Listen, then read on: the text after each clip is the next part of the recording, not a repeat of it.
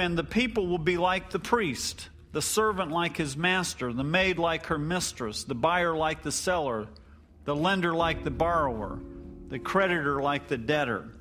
In other words, what he's saying here is that everyone will be the same. It won't matter who you are. When God's judgments start moving through the earth, it isn't going to matter if you're a king, if you're a president, if you're rich, if you're poor. None of that is going to matter. The only thing that's going to matter is whose mark you have on your forehead.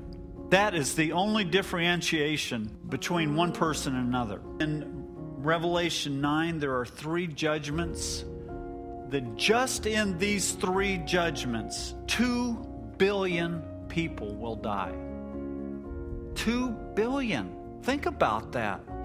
A third of mankind, just in those 3 judgments. You know, can you imagine? You could go into probably certain countries and there won't be a single living soul. Imagine that. Go down to Mexico, not a single person alive, let's say. You're talking about a third of the population of the world. You're talking about massive portions of mankind gone. Going to be devastated.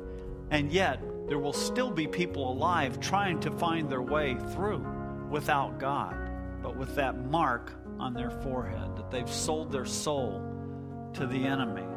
For what? For the temporal they think is going to be safety. But I do see a very urgent need to call on people to repent of the sins that lay at the foundation of all of mankind's troubles.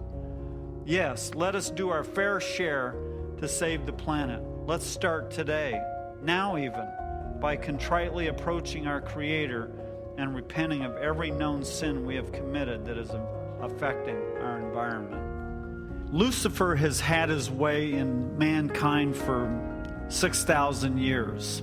Wouldn't you agree it's time to bring this thing to an end?